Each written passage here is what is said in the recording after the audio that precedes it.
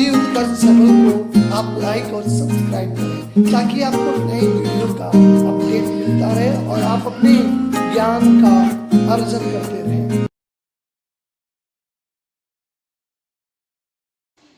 प्रिय विद्यार्थियों, आज हम सभी लेखन के अंतर्गत आलेख लेखन का अध्ययन करेंगे। जैसे आपने देखा रिपोर्ट लेखन, फीचर लेखन, उसी प्रकार आलेख लेखन का भी एक प्रारूप होता है, यानी इसके लिखने का एक ढंग होता है। तो आज हम यहाँ पे हम सभी विचार करेंगे कि आलेख किसे कहते हैं और आलेख लेखन के क्या गुण होते हैं, हम कैसे अच्छे आलेख लिख सकते हैं। कुछ उदाहरणों के माध्यम से आज हम सभी आलेख को जानने का प्रयास करेंगे। तो चलिए सबसे पहले आलेख को जानते हैं।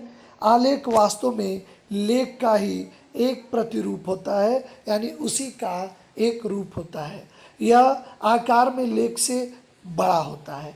कई लोग इसे निबंध का भी रूप मानते हैं, जो कि उचित भी है। लेख में सामान्यतः किसी एक विषय से संबंधित विचार होते हैं। आलेख में आ उपसर्ग लगता है, क्योंकि आलेख में लेख है और आ उपसर्ग है, जो कि ये प्रकट करता है कि आलेख सम्यक यानी बिल्कुल सही और संपूर्ण होना चाहिए। आलेख गद्य की वह विधा है जो किसी एक विषय पे सर्वांगपूर्ण और सम्यक विचार प्रस्तुत करती है। आलेख के गुणों पे हम विचार करेंगे। आलेख के गुण निम्नलिखित हैं। सबसे पहला इसकी विशेषता है नवीनता एवं ताजगी, यानी कोई भी विषय वस्तु हो बिल्कुल नवीन होनी चाहिए, उसमें कोई न कोई ताजगी भी जरूर होनी चाहिए। जिज्ञासाशील इसका दूसरा गुण है जिज्ञासाशील, यानी आप आलेख को पढ़ने के बाद आपके मन में कोई न कोई जिज्ञासा जरूर आनी चाहिए। तीसरा है विचार स्पष्ट और बेबाकी पूर्ण राय, यानी जो भी विचार हो बिल्कुल स्पष्ट हो और बिल्कुल बेबाक पूर्ण बातें हो। अगर भाषा की बात करें तो भाषा सहज होनी चाहिए, सरल होनी चाहिए और प्रभावी होनी चाहिए। एक देखिए पुनरावृत्ति से बचना है। एक ही बात को पुनः पुनः न लिखा जाए, यानी बातों को इसमें दोहराने की कहीं भी जगह नहीं होनी चाहिए। विश्लेषण शैली का, यानी पूरी तरह से आलेख एनालिसिस पे आधारित होना चाहिए, विश्लेषण पे आधारित होना चाहिए। आलेख में ज्वलंत मुद्दे, विषयों और महत्वपूर्ण चरित्रों पे लिखा जाना चाहिए। जो मुद्दे करंट अफेयर्स के हों, ज्वलंत हो और महत्वपूर्ण चरित्रों पे लिखे जाने चाहिए। आलेख का आकार विस्तार पूर्ण नहीं होना चाहिए, यानी बहुत ज़्यादा विस्तार नहीं होना चाहिए। संबंधित बातों का पूरी तरह से उल्लेख हो, यानी जो भी संबंधित बातें हो उनका उल्लेख बिल्कुल होना चाहिए। तो इस तरह ये आलेख के गुण थे। आइए कुछ उदाहरणों के माध्यम से हम सभी आलेख को जानने का प्रयास करते हैं। पहला उदाहरण है भारतीय क्रिकेट का सरताज सचिन तेंदुलकर। निश्चित तौर पे जैसा इसका शीर्षक है कि भारतीय क्रिकेट की अगर पृष्ठभूमि की बात करें तो वास्तव में उसके सरताज, वास्तव में उसके अगर किसी के ऊपर ताज बहुत दिनों तक रहा तो सचिन तेंदुलकर हैं। ऐसे आज विषय वस्तु है जिन पे हम सभी आलेख लिखना है, लेकिन आलेख में ध्यान वही है, एक प्रकार का लेख होता है।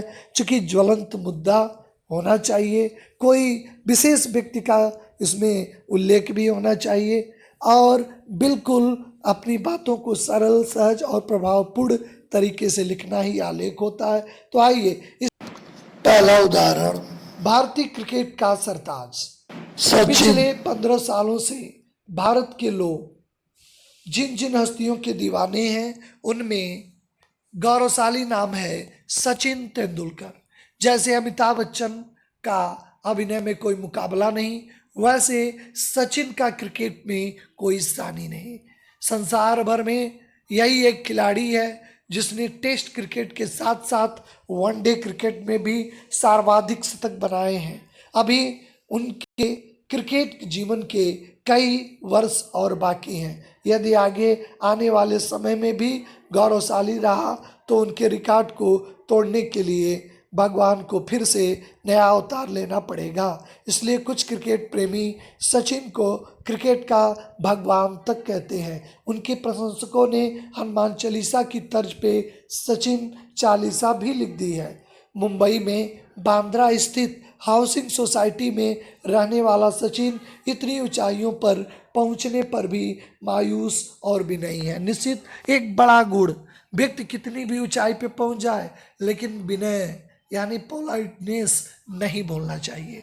अहंकार तो छू नहीं पाया है, अब भी उसे अपने बचपन के दोस्तों से वैसा ही लगाव है जैसे पहले था। सचिन अपने परिवार के साथ बिताए हुए क्षण को सर्वाधिक प्रिय क्षण मानते हैं। इतना व्यस्त होने के बावजूद भी अपने पुत्र का टिफिन स्कूल पहुंचाना उन्हें अच्छा लगता है। सचिन ने केवल 15 वर्ष की आयु में पाकिस्तान की धरती पर अपने क्रिकेट जीवन का पहला शतक जमाया था, जो अपने आप में एक रिकॉर्ड है। उसके बाद एक पर एक रिकॉर्ड बनाते चले गए। अभी वह 21 वर्ष के नहीं हुए थे, उन्होंने टेस्ट क्रिकेट में 7 शतक ठोक दिए थे। उनको खेलता देखकर भारतीय लिटिल मास्टर सुनील गावस्कर कहते हैं, सचिन मेरा ही प्रतिरूप है। बात है इसमें जब सचिन अपने क्रिकेट की दुनिया में थे उसी समय का ये है। अगर आप वर्तमान के डाटा को भी इसमें दे सकते हैं, क्योंकि सचिन आप क्रिकेट की दुनिया से संन्यास ले चुके हैं, तो आप निश्चित तौर पे इस डाटा को आप प्रस्तुत कर सकते हैं। हो सकता है अगर आपको लेख मिले तो हो सकता है कि नए खिलाड़ी विराट कोहली या अन्य खिलाड़ियों की जो महेंद्र सिंह धोनी इस तरह के पे भी लिखने को मिल सकता है। अगर सचिन भी है तो उनके पूर्व के डाटा को, पूर्व के आंकड़ों को बेहतर ढंग से आप प्रस्तुत करेंगे। आइए दूसरा उदाहरण है, कितना महफूज है इंटरनेट की आज़ादी। निश्चित तौर पे आज का दौर इंटरनेट का है, लेकिन इंटरनेट की आज़ादी कितनी मिलनी चाहिए? क्या युवाओं को इस तरह अपने जाल में इंटरनेट, इंटर मतलब परस्पर, नेट मतलब जाल, क्या परस्पर एक जाल में बांध लिया है? कितनी आज़ादी होनी चाहिए, कितनी महफूज है? महफूज का अर्थ सुरक्षित है इंटरनेट की आज़ादी। इसी पे दूसरा प्रारूप है, क्रिसमस से पहले ही मार्क जुगरबर्ग जो फेसबुक के संस्थापक हैं, भारत के लिए सांता क्लॉज बनने के लिए उतावले हो रहे थे। सितंबर में प्रधानमंत्री मोदी का फेसबुक मुख्यालय जाना और अक्टूबर में खुद जुगरबर्ग का भारत आना इसके लिए भूमिका बना रहे थे। अक्टूबर में भी अखबारों के पन्ने फेसबुक के विज्ञापनों से रंगे थे और पिछले एक हफ्ते से विज्ञापनों की बाढ़ सी आई हुई है। अचानक क्यों हो रहा है?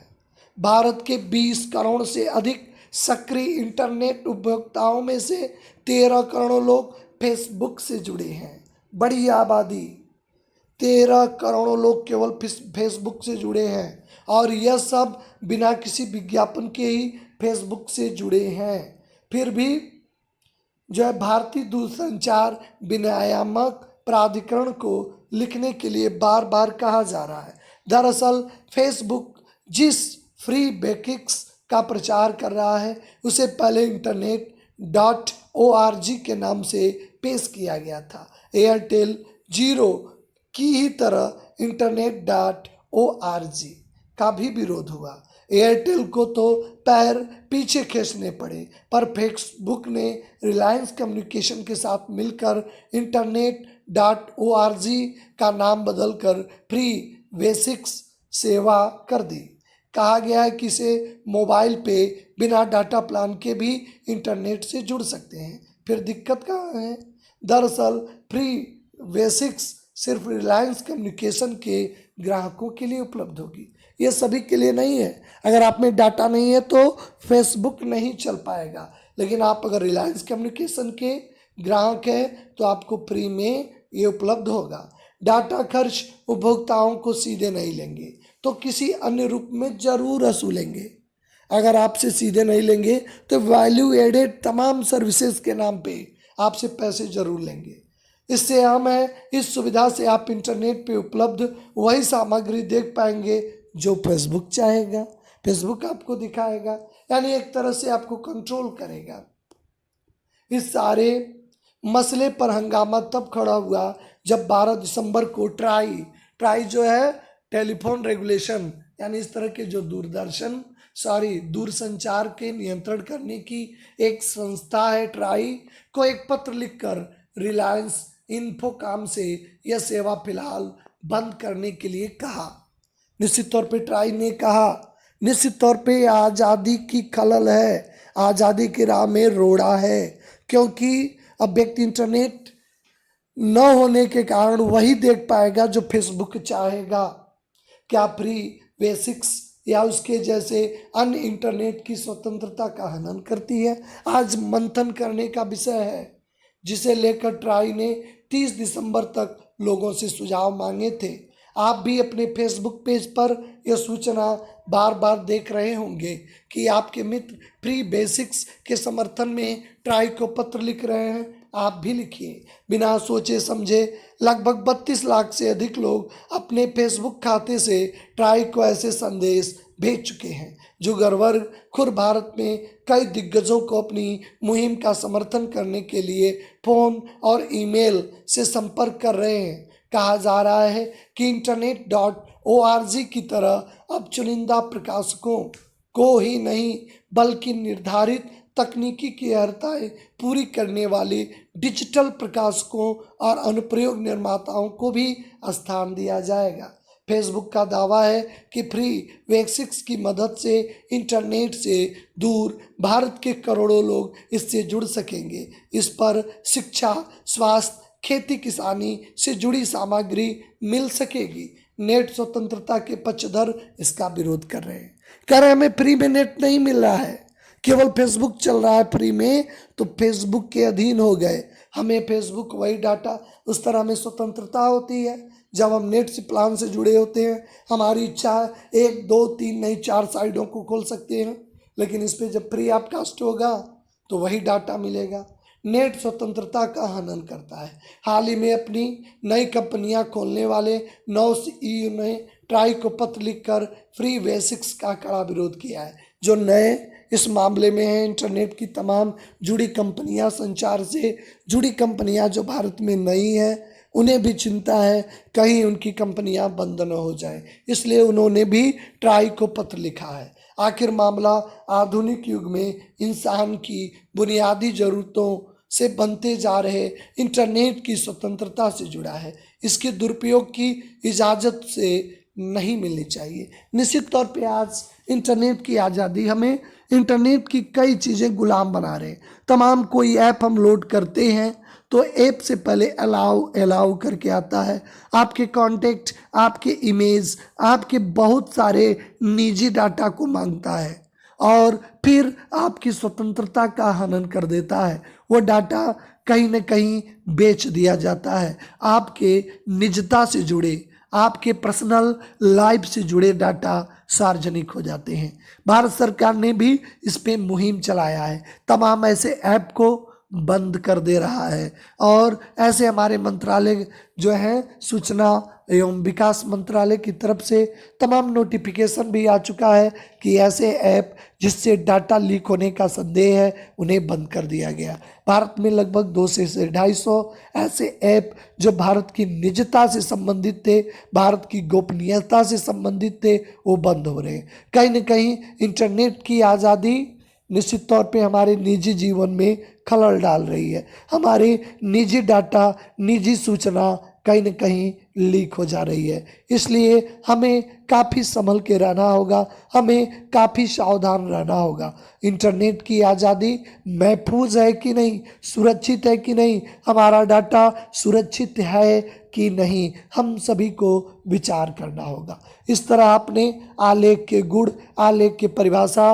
और आलेख को विभिन्न कसौटियों पे आपने यहाँ पे अध्ययन किया। 2 प्रारूपों से बिल्कुल आप जान गए होंगे, केवल इसमें रोचकता, जिज्ञासा भरी बातें हैं। पैराग्राफ चेंज करके आपको केवल लेख की तरह लिखना है। आशा है कि आप सभी को ये आलेख समझ में आया होगा। निश्चित तौर पे आप सही प्रारूपों में आलेख लिखेंगे तो आपके परीक्षा में सही मूल्यांकन भी होगा। तो चर्चा बस यहीं तक। आगे हम नेक्स्ट वीडियो में किसी दूसरे विषय को लेकर आपके समक्ष प्रस्तुत होंगे। आप सभी का धन्यवाद। हिंदी उत्कर्ष चैनल को आप लाइक और सब्सक्राइब करें ताकि आपको नए वीडियो का अपडेट मिलता रहे और आप अपने ज्ञान का अर्जन करते रहें।